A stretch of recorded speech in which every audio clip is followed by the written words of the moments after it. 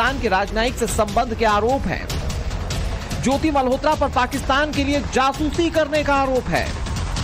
ज्योति मल्होत्रा पर सैन्य ठिकानों की जानकारी लीक करने का शक है। ज्योति मल्होत्रा के तार पहलगाम नरसंहार से भी जुड़ते दिख रहे हैं। पाकिस्तान उच्चायोग में काम करने वाले एक अधिकारी से लगातार संपर्क में थी। सूत्रों की माने जिस दौरान ऑपरेशन सिंदूर चल रहा था, टकराव पैदा हुआ, उस दौरान भी ज्योति मल्होत्रा उस अधिकारी से लगातार बात कर रही थी। बड़ी खबर यह है कि पाकिस्तान उच्चायोग में काम करने वाले इस अधिकारी को हिंदुस्तान की सरकार ने बेहद संदिग्ध मानते हुए 24 घंटे के भीतर अपने देश वापस जाने के लिए कह दिया था। दिल्ली में पाकिस्तान उच्चायुक्त दिल्ली पहुंची। वीजा लेने के लिए ज्योति दिल्ली में स्थित पाकिस्तान हाई कमीशन गई, जहां उसकी मुलाकात दानिश से हुई। उच्चायोग में काम करने वाले पाकिस्तानी दानिश ने ज्योति को भरोसा दिलाया कि उसे वीजा मिल जाएगा। साथ ही उसने ज्योति का नंबर ले लिया। उसके बाद इन दोनों में बातचीत शुरू हुई और कुछ दिनों बाद ही ज्योति को पाकिस्तान का वीजा मिल भी गया। तब पहली बार पाकिस्तानी ज्योति को वहां पर राणा शहबाज नाम का शख्स मिला, जिसने उसकी मदद की।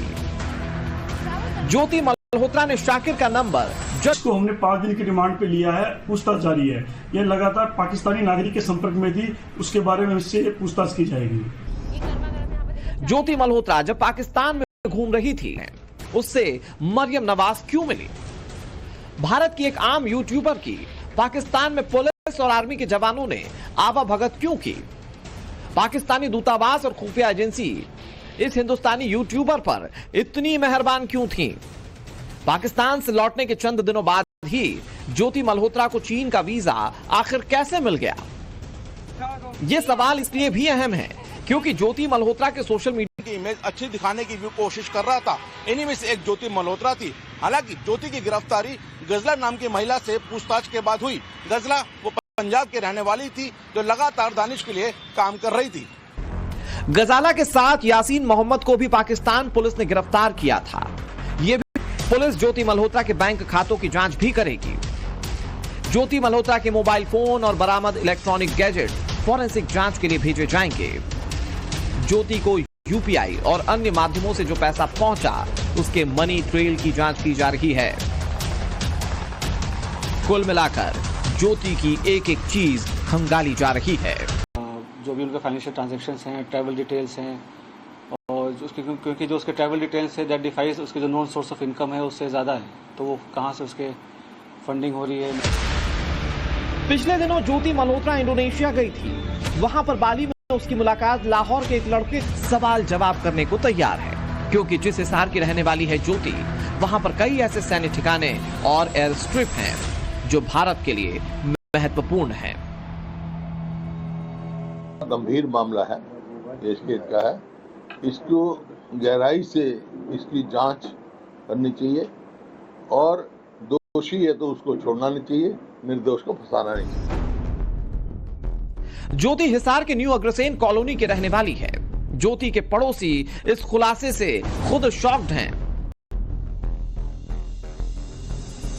हमारा पूरा मोहल्ला ही शौक में ही है भाई, क्या हुआ तो ये कैसे हुआ, क्या हुआ क्या नहीं हुआ, तो इसको मतलब जानते भी नहीं थे। वैसे हमें तो पता ही नहीं है, हमें तो आज कल ही पता चला कि ऐसे ऐसे हुआ कि हमें तो कभी देखा भी नहीं है इनको। बहुत कम रहते थे यहाँ पे। हमें यहाँ किसी पड़ोस में किसी को नहीं मालूम कि क्या है क्या नहीं, कितने फॉलोअर्स है, कहाँ बिलोंग करती है, कितना ट्रैवल करती है, किसी को कुछ नहीं पता। किया बहुत ही ज्यादा गलत किया है। देश पहले है, हम बाद में। कब से जानते हैं मल्होत्रा परिवार को आप? मल्होत्रा परिवार को हम तो यहाँ से 10-12 साल से रह रहे हैं, तो किसी का आना जाना नहीं है उनके साथ। रात को जाते हैं, रात को जाती है लड़की, कहाँ जाती है किसी को पता नहीं है। किसी को कोई लिंक नहीं रखता, ना ये किसी बोलते चालते हैं, ना कुछ ऐसा कुछ था ही नहीं। लड़की आती थी बाहर से, बस एक दिन रही या शाम तक रही या 2 दिन रही, हाथों हाथ चली जाएगा। हालांकि ट्रैवल ब्लॉगिंग करने वाली ज्योति पर लगे आरोपों को उसके पिता खारिज कर रहे हैं। पुलिस कस्टडी में बेटी से मिलने के बाद ज्योति के पिता को नहीं लग रहा कि आरोप सही हैं। विश्वास हो रहा है कि आपकी बेटी इस तरीके से काम कर सकती है देश के खिलाफ? नहीं, ऐसा काम नहीं कर सकती। पिता की मांग क्या है? इंसाफ। कैसा इंसाफ चाहते हैं? जो सच्ची बात है वो सामने आनी चाहिए। लेकिन सवाल है कि YouTube पर महज 4.25 लाख के सब्सक्राइबर वाली लड़की कैसे दुनिया घूम रही थी? क्या सोशल मीडिया दिल्ली पहुंची। वीजा लेने के लिए ज्योति दिल्ली में स्थित पाकिस्तान हाई कमीशन गई, जहां उसकी मुलाकात दानिश से हुई। उच्चायोग में काम करने वाले पाकिस्तानी दानिश ने ज्योति को भरोसा दिलाया कि उसे वीजा मिल जाएगा। साथ ही उसने ज्योति का नंबर ले लिया। मरियम नवाज क्यों मिली? भारत की एक आम यूट्यूबर की पाकिस्तान में पुलिस और आर्मी के जवानों ने आवाभगत क्यों की? पाकिस्तानी दूतावास और खुफिया एजेंसी इस हिंदुस्तानी यूट्यूबर पर इतनी मेहरबान क्यों थी?